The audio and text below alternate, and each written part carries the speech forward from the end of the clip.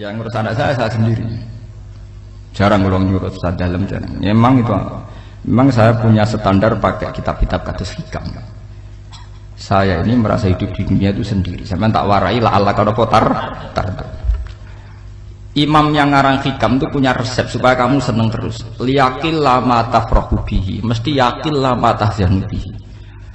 Usahakan sedikit sekali apa yang bikin kamu seneng, maka akan sedikit sekali yang bikin kamu susah. Jadi misalnya kulo nih, jadi kiai, misalnya cari wong, kulo kiai wong alim, jelas nak ngalimnya ngalim, nak kiai rapati ya, nak ngalimnya jelas. Tapi nak kiai rapati, nah kan kiai tapi orang ngalim. Nah kulo nak cari wong alim malah meliyo jelas ya. Nak kiai rapati ya, kulo rapati nurut, tapi aturan masyarakat rapati nopo. Nah sampean kiai tapi orang nopo ngalim. Ya betul. Enggak, ini memang bedanya jauh. Ya mungkin lebih kiai sampean gimana? Cara derdek-derdek dongo meyakinkan sampean. Tapi cara artine dongo piye paham kula. Lha boten iki nyata, sampe rasa tersinggung. Kenapa barang-barang napa? Nyata. Nah, kalau sering ditakoki kiai-kiai masalah. Resepnya apa jenenge? Kok jenengan ra tau susah, padahal kita ra tau wiridan atau mau sisip. Resepnya ilmu itu gini kata hikam. Ulama yang kayak hikam itu pernah ngarang kitab tuh saking syukurnya entah saking angkuhnya terserah ngomentari. Kamu harus yakin bahwa di sisa hidup Anda itu tidak akan maksiat lagi. Sehingga kalau kamu ditakdir maksiat, anggap saja akhiru maksiatin kudirat alika. Anggap itu yang terakhir. Siapa yang menganggap mohal bahwa dia tidak akan dosa sampai mati, berarti menganggap Tuhan itu lemah. Karena cara berpikir kita kan bayangkan hidup itu 40 tahun lagi. Misalnya saya sekarang umur 40, bayang urip kadang 4 tahun meneh. Sampean misalnya umur selawe, bayang selawe tahun meneh.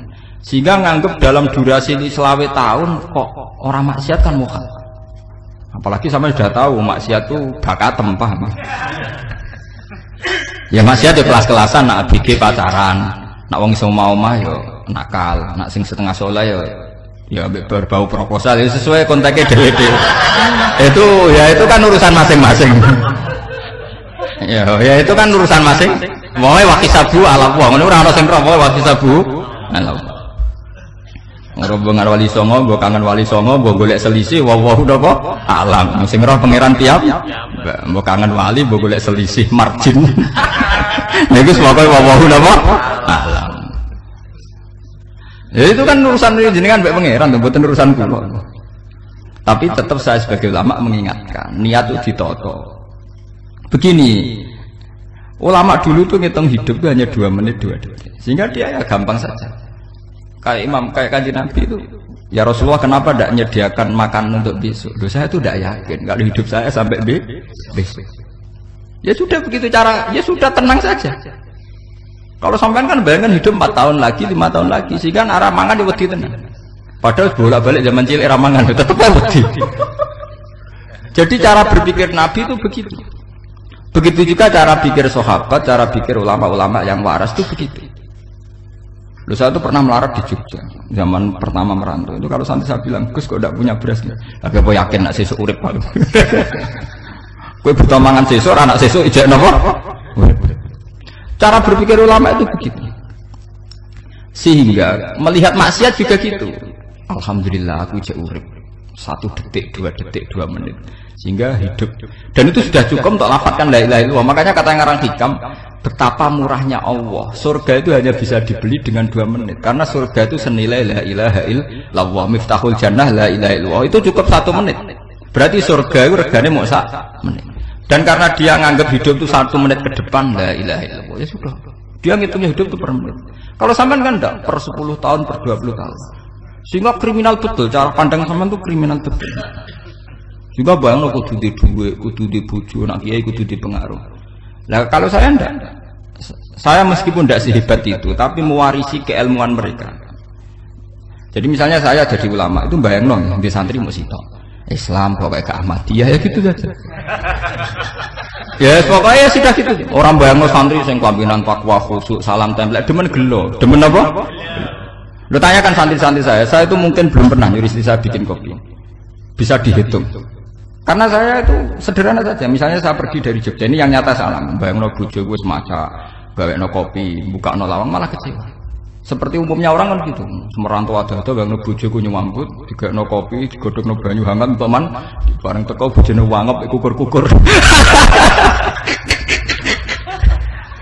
Karena tarifnya dia ideal, maka mudah kecewa kalau itu tidak terjadi. Nak kula mboten, sembayang napa Yogya pokoke bojoku cek uta Islam. Nak salat 5 wulan ya sudah gitu. Pakai standar-standar yang minimalis. Saya dari rumah bangun sampai ngaji ya, pokoknya melek, terus ya sudah nak sholat domadem nopo, mulanya sudah gitu. Andai kan saya pakai standar maksimal, maka akan mudah kecewa. Rasulullah juga begitu. Rasulullah itu ngadepi Sayyidah Aisyah, itu ya begitu, ngadepi Hasan Husain. Sehingga tidak ada cerita Nabi mudah kecewa, betul. Karena Nabi bayangkan anak istrinya itu ya minimalis sekali, urusan dunia loh maksudnya minimalis sekali. Misalnya Nabi pagi-pagi tanya, ya Aisyah apa ada sarapan? Ndak ya Rasulullah, ya idzan asumu kalau gitu saya puasa. Kalau sampean usul-usul ora digekno kopi wong wedok opo? Itu kan repot. Muni-muni ittiba sunah Rasul tapi ndak pernah sampean mendekati sunnah napa? Rasul. Sehingga ya tenang saja Nabi. Saya tuh alhamdulillah bisa niru dalam gitu-gitu tuh bisa. Makanya ini kiai muda paling enjoy. Banyak kiai-kiai yang sepuh itu kalau urusan gitu konsultasi Mas. Gus resep apa kae? Ya kula ora karep apa.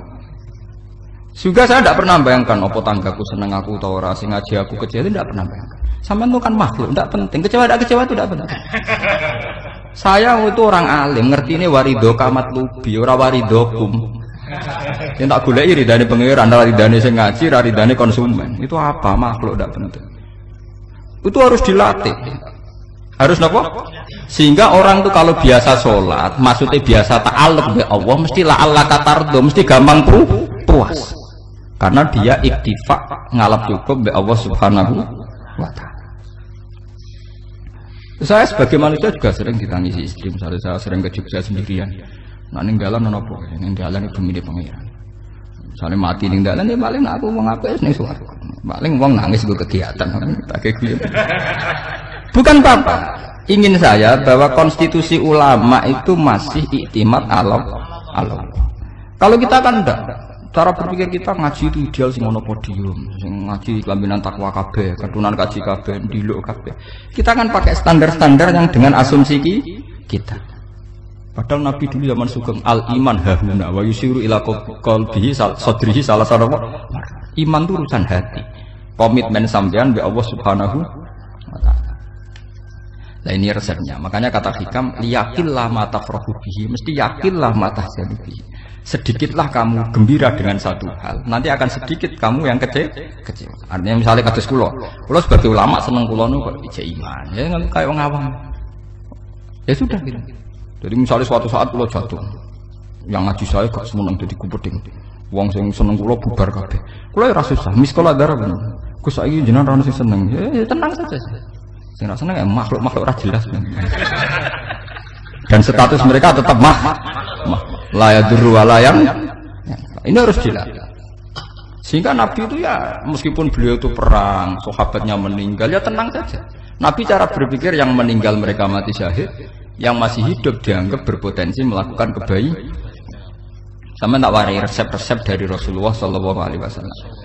Saya ini sebetulnya memaksa menjelaskan ini maksa karena saya inginnya jadi ulama yang kayak umumnya orang. Tidak ideal lama, tapi kan saya ditetir ilmunya itu ideal, jadi terpaksa saya jelaskan. Tapi kalau perilaku saya tidak akan ideal. Besok ngawur, saake mari kufuri pengiran nganggur bolak balik cerita. Ada seorang wali, karena dia wali itu doa di multazam, ya Allah saya ini minta satu hal. Karena dia wali maka tidak minta uang, tidak minta jabatan, minta engkau takdir saya tidak pernah maksiat. Itu kan bagus sekali, minta doa ditakdir gak maksiat kan ada. Dari pengiran malah siapa? Fa'ena ada ukufur. Karena tahu maksiat malah sifat ghafurku tak ada kok endi. Gamane pangeran kan sifat ghafurku rak nganggur. Malahnya tidak ada orang selain Nabi kecuali ditakdir tahu maksiat. Ben sifat ghafure pangeran efektif. Paham napa? Lah sampean kan ghafure mbok nggo kabeh. Dadi karek sajidul iqab. Karena maksiate sampean wis sering. Jadi sifat ghafure wis berlaku aktif. Saya karek nunggu sifat sajidul iqab. Paham ya? Itu beda dengan wali-wali. Sifat sajidul iqab mau aktif mereka tidak punya dosa. Malah pangeran bingung gak kok sifat ghafure. Apa dakoki ghafur ora tau dosa. Didakoki Sajid dulu kok gak tau maksiat. Dadi pangeran malah sing bingung. Nak kowe ora tau maksiat ghafur kok tak dakoki. Kok ora tau maksiat, wong iku ora tau apa? Didakoki Sajid dulu kok gak mungkin ora tau maksiat. Lah pangeran ape dakok ghafur kan syaratnya dosa sik. Sampeyan kan walian. Ghafure wis dientekno. Keseringan kepake, paham ya? Karek nopo? Karek Sajid dulu. Ya itu memang standar Tuhan. Semua Quran itu kalau nyeritakan gitu. Nabi ibadi anni anal ghafurur rahim. Kaulaku ceritani aku ghafurur rahim. Tapi yo ceritani wa anna adzabi wal adzabul alim. Nabi ibadi anni anal ghafurur rahim wa anna adzabi wal adzabul alim. Kalau Nabi Ibrahim, Nabi Muhammad inna rabbaka lasariul iqab. Pangeran cepat nyiksane. Tapi wa innahu laghafurur rahim. Jadi dua sifat ini pasti aktif. Dan tentu ulama itu senang sifat ghafur itu ya meskipun aktif, tapi mereka tidak pernah ngambil fasilitas sifat nopo ghafur. Kula baleni malih. Sehingga kayak Sayyidina Umar radhiyallahu anhu ketika beliau pertama jadi khalifah, ini cerita di kitab Hayati Sahabat. Pertama dia jadi khalifah, orang mengira dia akan ngomong hal-hal yang besar, visi besar tentang negara, visi besar tentang izzatil Islam wal muslim. Tapi ketika Umar pertama pidato begini, ayuhal muslimun ayuhan nas, ana, dari kata Sayyidina Umar, ana hulamun min bani Makhzum, akulu min kholati. Saya ini pemuda dari Bani Makhzum. Kecil saya bisa makan karena bulik-bulik saya punya kebun kurma yang kalau saya memanen diopahi beberapa biji. Dan itu menjadi kuti wahayati, menjadi saya bisa hidup. Terus wassalamualaikum warahmatullahi wabarakatuh. Orang itu penasaran semua. Orang jadi khalifah, pertama dibenem jadi Amirul Mukminin, pidatonya ngenang masa kecilnya ra kelar mangan. Kelare mangan mergo buruh bulike. Paham ya? Ngondoh kurma terus dikai tamarotin. Beberapa kurma sing dadekno iso. Dan itu saya pakai sampai ketemu Allah Subhanahu wa taala saya pakai. Misalnya sekarang saya mulya, misalnya kalau dibilang mulya, ya ono sing nyucup, ono sing husnudzon, ono sing hormat, ya macam-macam sawangane. Itu bodoh sekali kalau saya menikmati itu, bodoh sekali. Paling banter nikmati dicucup, dihormati itu apa? Tapi kalau nikmatnya bisa makan saat itu tuh nyawa. SBY jadi presiden prestasi, Gus Dur jadi presiden prestasi, tapi umpama presiden tetap mangan. Prestasi tertinggi adalah bisa makan selisat dirumki gojo-gonyo. Makanya Umar mengingatkan. Sebetulnya nikmat tertinggi saya itu tidak saat saya jadi khalifah, saat itu kok aku iso mangan, cara gak aku mati. Paham ya? Jadi itu luar biasa. Kita ini kan menjadi angkuh karena ngitung nikmat itu yang besar-besar, punya prestasi, punya. Kalau saya enggak, ngitung nikmat itu kelar mangan gak mati, kan gampang. Sehingga saya tidak mudah kecewa karena tarifnya minimalis, gak gampang apa? Jadi misalnya kalau kapan-kapan kok berhubung, Gus ini Tuhan rasanya jenengan ngeten-ngeten. Oh makhluk itu ya gak apa-apa. Kalau disetatuskan kiai kan seakan-akan ngomongnya sakral, seakan-akan mandi. Tapi nak tak status, oh makhluk itu ngomong-ngomong ya sudah kan. Menjadi ringan kan kalau distatuskan sebagai apa? Makhluk. Tentu makhluk statusnya la yadurru wala yanfa. Nah di sini ini pentingnya orang-orang ahli tauhid tentu tidak punya kesusahan. Innal ladzina qalu rabbuna Allah tsumma istaqamu. Itu mesti tidak ada kesusahan sama sekali. Misalnya ulama-ulama dulu mau mati ya tenang saja. Mati kedua itu mati paling menantang, menyenangkan sekali. Karena mati yang seru itu mati zaman Al-Adam. Misalnya saya kelahiran tahun 70. Tahun 40-50 kan belum ada saya. Itu mati yang sejati karena Al-Adam. Kenapa? Al-Adam tidak ada. Mati yang nanti itu mati yang petualangan. Karena saya mati setelah menyaksikan kekuasaan Allah. Setelah husnudzon sama Allah. Sehingga mati yang menuruti kerinduan. Akan ketemu sang kekasih. Makanya Jalaluddin Ar-Rumi ketika mau meninggal dan orang-orang muridnya nangis, dia marah-marah. Hei murid-muridku, betapa bodohnya engkau. Saat ini yang saya tunggu. Saya sudah menyesal berpisah sampai Allah zat cinta senang. Aku kecewa waktu makhluk-makhluk koyo kowe. Saiki wis wayahe aku goleki kholik zat cinta senengi malah mbok tangi. Cek bodone kowe. Saat-saat cinta enten-enteni malah mbok tantang. Betapa aku lamanya menunggu kematian ini. Mergo hidup itu keterpisahanku mbek Allah, kemen ketemu kowe. Mulane Jalaluddin Rumilah yang mengistilahkan mati itu malam pengantin. Makanya fal'an awanul firaq minkum wa awanul wisol bihabibi. Ini saat yang indah karena ketemu dengan berpisah dari makhluk-makhluk yang tidak penting menuju sama habibi kekasihku. Jadi yang istilahkan mati itu malam pengantin. Semenjak istilah itu populer sehingga di Jawa ana ngipi dadi nganten takwilane mati. Itu filosofi sufi, ya filosofi napa? Lah niku tenan. Begitu juga sahabat-sahabat dulu. Bilal itu mau meninggal, anaknya do nangis. Bilal lagu ya. Ditanya sama anaknya. Kenapa anak-anak kamu nangis? Nah jenengan badhe kapundhut. Aku malah seneng nang mati. Hudan nalqal akhibah Muhammadan wa hizbah. Aku nak urip ketemune mbek kowe terus. Malah nak mati ketemu Nabi Muhammad. Hudan nalqal akhibah Muhammadan wa hizbah. Nah, dengan cara pandang begitu maka hidup itu enjoy saja. Nah, saya sebenarnya keberatan pakai kelas ini keberatan karena saya harus ngulang sampean-sampean itu. Ya makanya potensi kayak saya tentu mengurangi jadwal ketemu. Makanya saya mohon kalau tidak penting itu jangan sungkan. Anggap saja itu bagian dari hormat saya. Ya minimal sampai misalnya di dua sekretari gue jajan pentol anak am lapo mau gue suwan bareng malah repot. Wes ganggu wong anak am keleleran pak. Nah misalnya sampai kepen takok hukum, uang nak rapi pinter hukumnya takokane ya ringan, takok kiye tanggam paling bisa. Karena pertanyaan yang ringan tentu ya ringan-ringan saja. Gak perlu kiai kaliber. Sampeyan ora usah GR. Kula pertanyaannya angel Gus Dano sing iso jawab. Wong nak ra alim tahke, iku pertanyaane ya ora pati mutu. Iku wis kangelan ngoten. Ini mboten ngenyek tapi padha enak. Padha apa? Makanya kalau latih. Jadi hikam sendiri itu ada manhaj, ada metode. Kalau orang supaya tardo, liyakil lama tafrohubi, yakil lama tahzanu. Anak saya itu kalau habis main pulang, itu saya senengnya pol. Istri saya pernah cerita, Gus, anak mulai senengnya dek piro-piro, anakku gelem mulai nih ngomah, misalnya minggat terus piye. Saya itu anakku lo main mulai itu seneng, piro-piro anakku mulai nih ngomah. Dipanggil anak saya bapak itu senengnya sak boleh, piro-piro ana sing manggil bapak. Jadi saya pakai standar minimalis sekali. Saya tidak pernah pakai tarif dia anak yang ideal dihormati orang. Sampai anakku sujud nih pangeran, ngerti pentingnya mau tasbih. Makanya anak saya tak namakan tasbih semua. Itu ya sudah. Saya tidak pernah bayangkan anak saya jadi kayak besar, dihormati cuma. Mari gampang kecil. Ya, sekolah kan Sayyidina Umar. Saya pemuda dari Bani Mahzum. Yang kecilnya bisa makan karena buruh bulikku. Akal tuh tamarot. Wah itu saya baca tuh nangis. Betapa hebatnya Sayyidina Umar. Mengingatkan ulang bahwa nikmat tertinggi itu ya makan karena makan kaitannya nyawa. Orang jadi bupati, enggak jadi bupati tetap makan. Jadi kalau ngantin saya tarifnya minimalis sekali. Oh, kalau orang sudah makan gitu, lah Allah katar mudah sekali.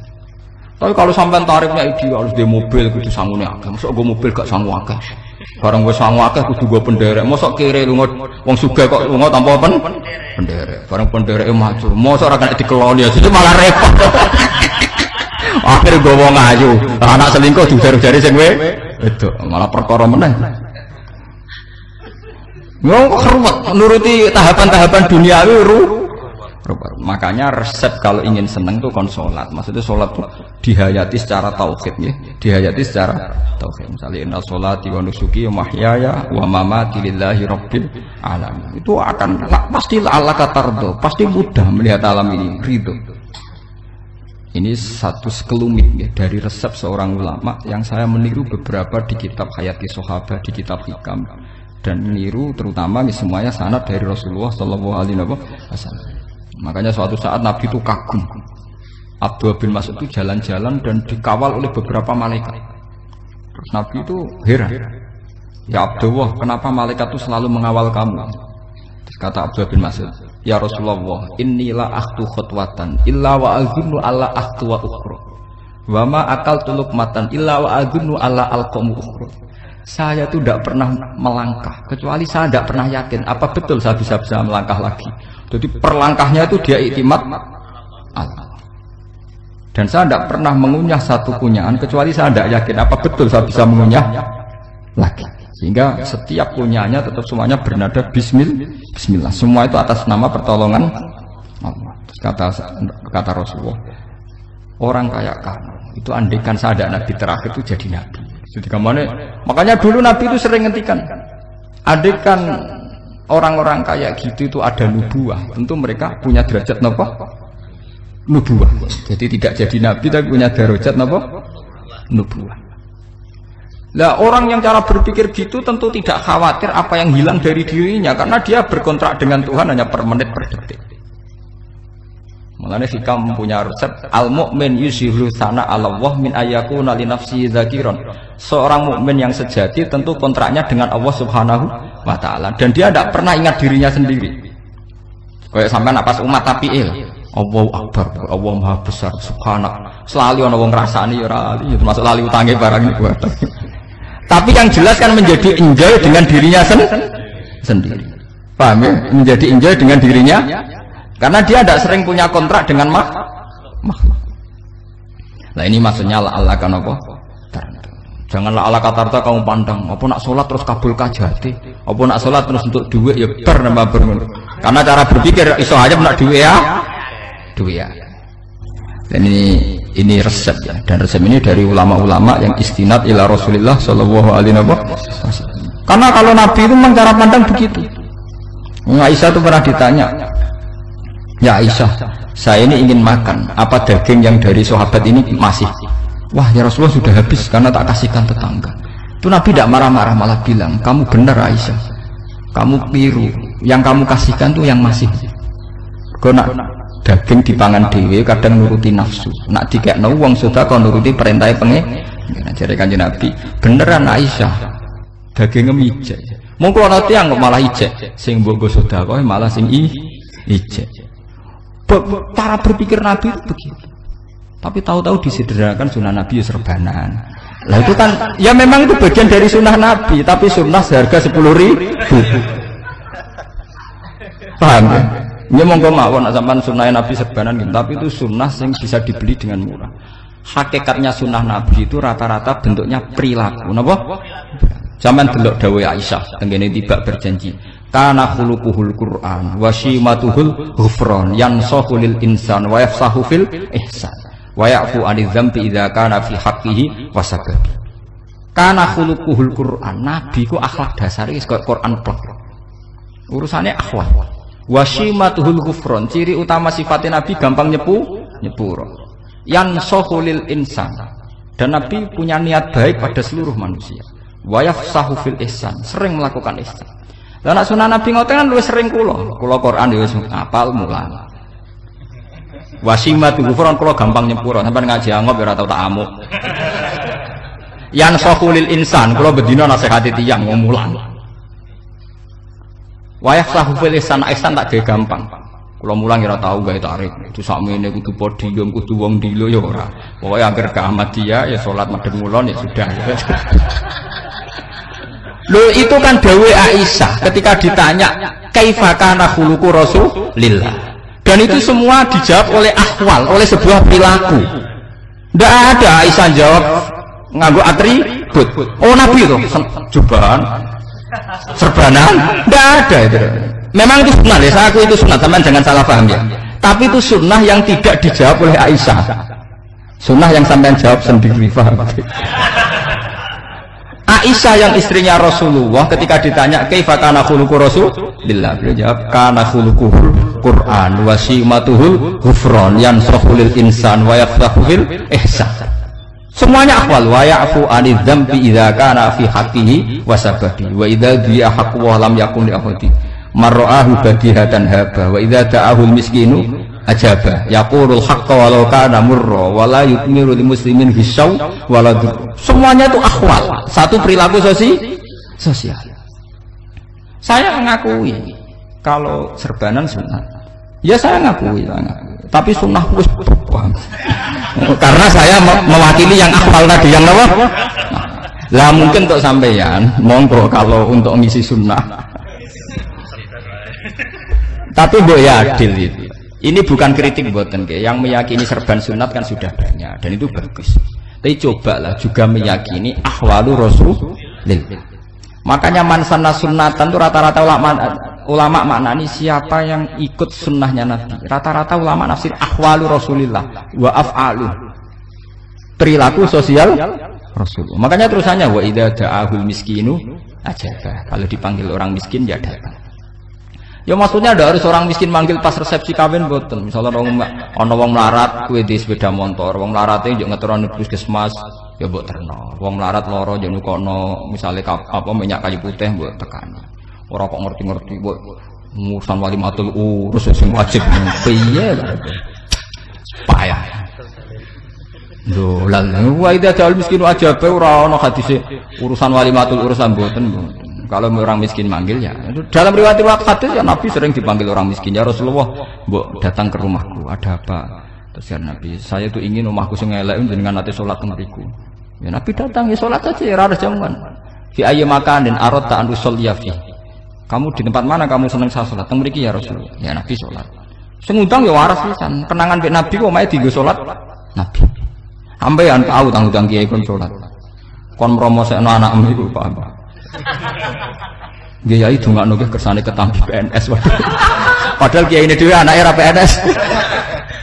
Kalau dulu kan sahabat ngundang Nabi itu ya gitu. Ya Rasulullah, saya itu ingin sekali engkau sholat di rumahku, fa'attakhidahu musollan. Kemudian tempat yang pernah engkau sholati mau tak pakai musola pribadi.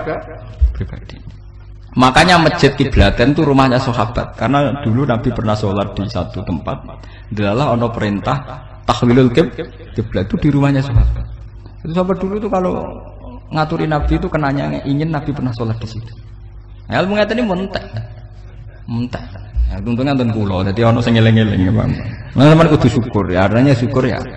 Orang kayak saya itu tidak usah sampean dikte-dikte ngikuti hukum adat. Kalau ngoten sampean gelo mergo kula ora iso teko, kula ya gelo perkarane ulama kok mbok atur. Makanya saya sering guyon cerita saya itu kalau di pasar Pandangan dulu itu anyaran boyong sering di pasar ditanya sama Gus wong alim kok ning pasar piye aneh to ya aneh kuwi aneh piye bodohnya wong alim. Kadang masyarakat tidak sadar keanehan dirinya sendiri.